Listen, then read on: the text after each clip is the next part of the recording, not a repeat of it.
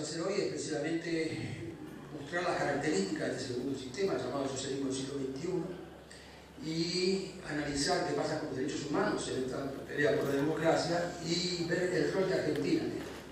Porque lo que es cierto es que este sistema del socialismo del siglo XXI está en un proceso de reversión, un proceso progresivo, que yo creo que comenzó con la derrota de Maduro en Venezuela, la derrota legislativa. Es importante la pérdida del referéndum de Evo Morales para perpetuarse en el poder, que también fue importante.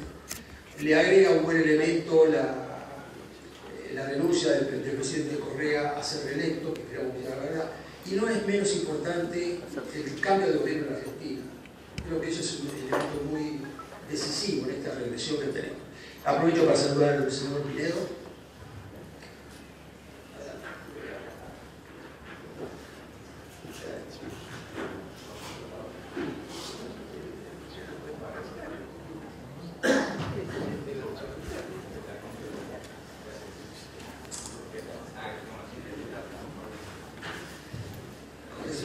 Da la sensación de que el sistema del socialismo del siglo XXI está en retroceso y con estos datos que hemos señalado, especialmente el último, que es el del cambio de gobierno en Argentina, por lo cual nos importa analizar cuál es el rol de nuestro país en la recuperación de la democracia. Y tenemos expositores en todos estos temas. El primero que le voy a pedir que haga uso de la palabra es el presidente Osvaldo Hurtado. El presidente Hurtado es una muy inusual mezcla de académico y político. Tiene una especialización en sociología, doctor en jurisprudencia, tuvo la cátedra en la universidad y hoy dirige un instituto importante de investigación de desarrollo social. Pero como político ha sido presidente de su país del 81, 84. Y creo que lo más importante es que fue el presidente de la Asamblea Nacional en el 98, que estableció la Constitución de ese año, que fue un modelo para todo el mundo en cuanto a bases sociales. Hoy, por supuesto, es un activista en contra del presidente Correa y fue quien se le opuso permanentemente con el tema del referéndum que el presidente Correa perdió hace un par de años. Hace años que compartimos con el presidente Hurtado esta lucha por la institucionalidad en América Latina y él es uno de esos líderes en los cuales la democracia tiene mucha confianza. Bien, nosotros creíamos en América Latina que la dictadura era cosa de militares. Porque fueron los militares los autores de los golpes de Estado o de las azonadas revolucionarias que llevaron a que se conformaran gobiernos de esta naturaleza en el continente. Y porque ya en la segunda mitad del siglo XX, ya no los caudillos militares, sino la institución Fuerzas Armadas tomaba el poder también para establecer una dictadura. La novedad del siglo XXI es que la dictadura se ha vuelto cosa de los civiles, porque no han sido los militares los que han derribado el régimen democrático. No han sido los militares los que han concentrado en sus manos todo el poder de la República. No han sido los militares los que han derogado, más bien han echado abajo el régimen constitucional. Han sido políticos civiles. El primero, Chávez. Ustedes me dirán que él era militar.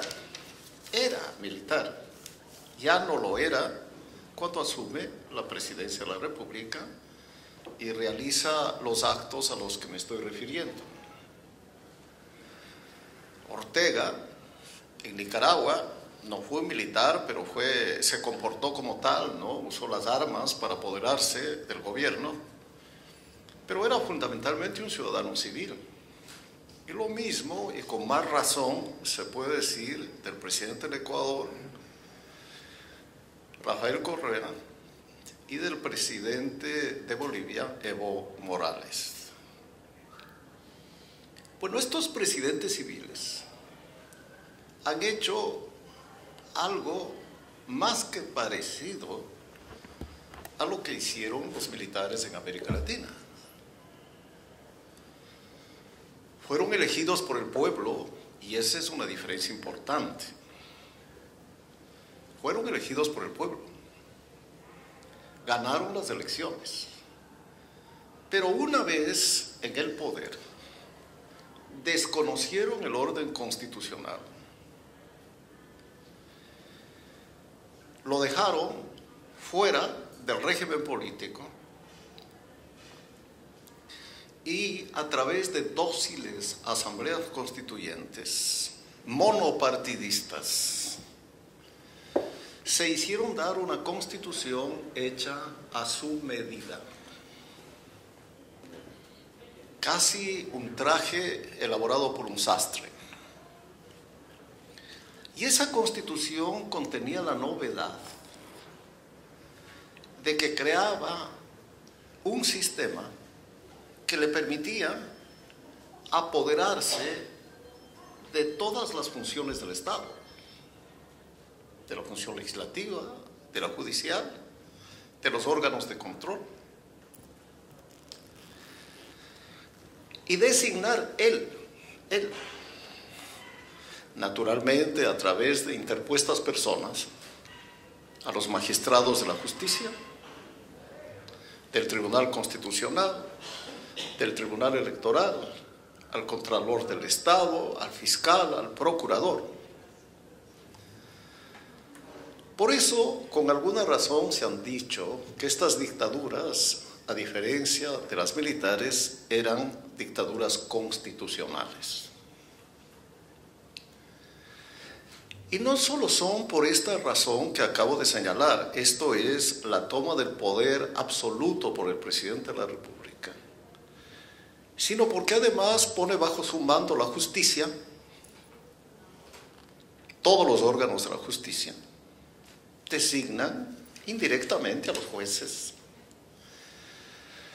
porque restringe algunas libertades, no todas, pero dos fundamentales: la libertad de expresión, la libertad de reunión, la libertad de protesta, la libertad de oposición. Hay decenas, casi quizá miles, de bolivianos que están en el exilio en el país para poder escapar de la persecución política del gobierno. Desaparece el pluralismo político, nominalmente existen partidos, pero en los hechos es un régimen de partido único, porque solo el partido de gobierno tiene derecho a nombrar los diversos altos organismos o funcionarios del Estado. No rinden cuentas. En realidad, si se quejaba que la democracia tradicional en América Latina no era transparente, estos regímenes son absolutamente oscuros.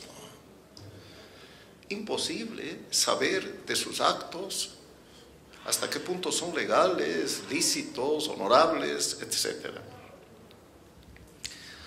Y si bien siguen habiendo elecciones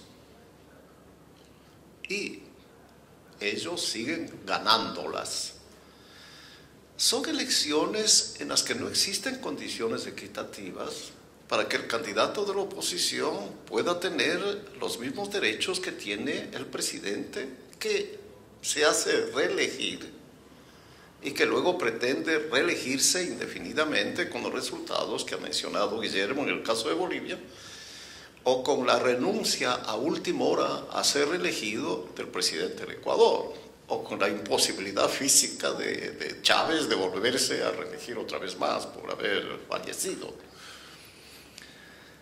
Pero Ortega sigue reeligiéndose. Bien, visto todos estos antecedentes, ¿cómo explicar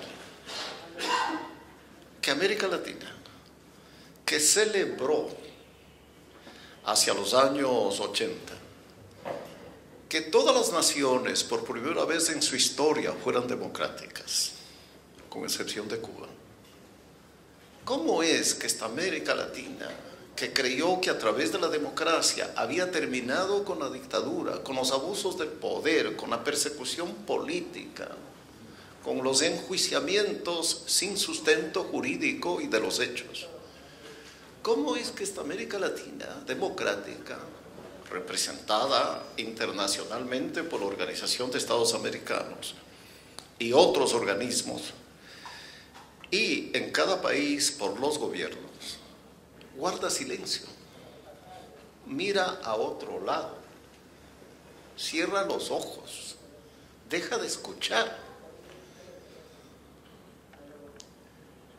Bueno, es difícil encontrar una explicación que no sea intereses nacionales de cada país,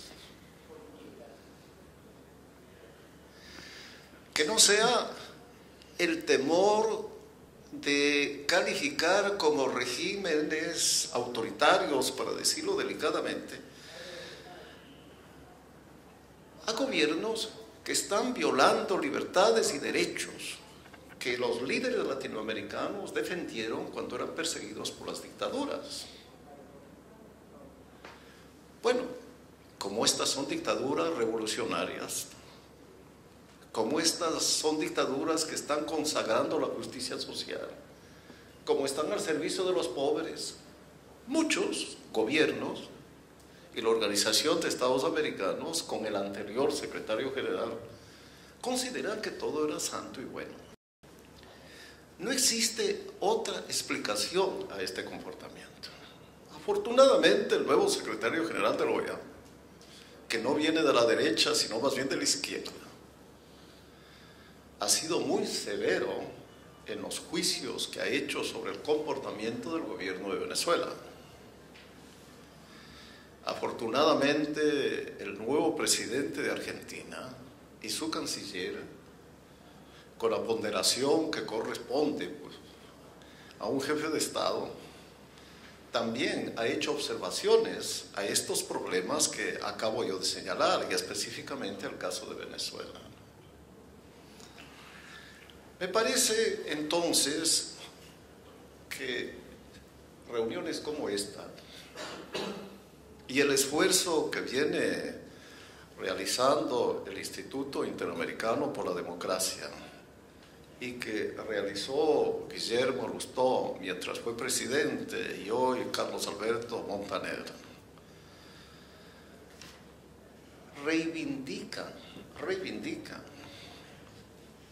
la necesidad de que no puede existir razón alguna, justificación de naturaleza alguna, para que bajo el argumento de la revolución o de la reducción de la pobreza se eliminen las libertades fundamentales y se elimine el sistema democrático.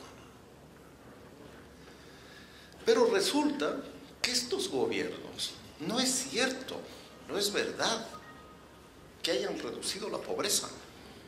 Preciso. En mi país, por ejemplo, la pobreza cayó más rápidamente antes de Correa que con Correa. Se ha reducido con Correa, pero más se redujo antes. Y los gobiernos anteriores al año 2007 no tuvieron el petróleo a $100. Y en Venezuela, obvio, se está produciendo un masivo aumento de la pobreza, con la alta inflación que tiene y con el crecimiento económico negativo. Inevitablemente se multiplica el número de pobres. Y no solo que se multiplica, sino que la clase media deja de ser clase media para convertirse en pobre. Para hablar de los dos países, Morales ha gestionado mejor la economía, ¿no? Y podría ser uno más condescendiente con los resultados económicos y sociales de ese gobierno. Bueno, ojalá pues estas iniciativas a las que acabo de citar, ¿no?, sean útiles para que América Latina, los gobiernos del continente lleguen a la conclusión de que no hay justificación que pueda legitimar la existencia de regímenes de esta naturaleza. Y de que una dictadura, por el hecho de ser presidida por un civil, que se dice progresista y que se añade el título de izquierda, tampoco tiene derecho a privarnos de las libertades fundamentales de la protección que dé el Estado de Derecho, del ejercicio de libertades que son esenciales, entre ellas la de la libre expresión. Y que para que un país progrese y pueda desarrollarse, es más necesario que sea democrático antes que sea un régimen autoritario. Hay evidencias de que en América Latina al menos, aquellos países que más años tuvieron de democracia, mejor desarrollo y progreso tienen hoy. Y aquellos que tuvieron el mayor número de años de dictadura son los más atrasados de América Latina. No voy a mencionar los nombres de los unos y de los otros. Y eso se está confirmando hoy de manera dramática en Venezuela y comienza también a confirmarse en el Ecuador. Muchísimas gracias.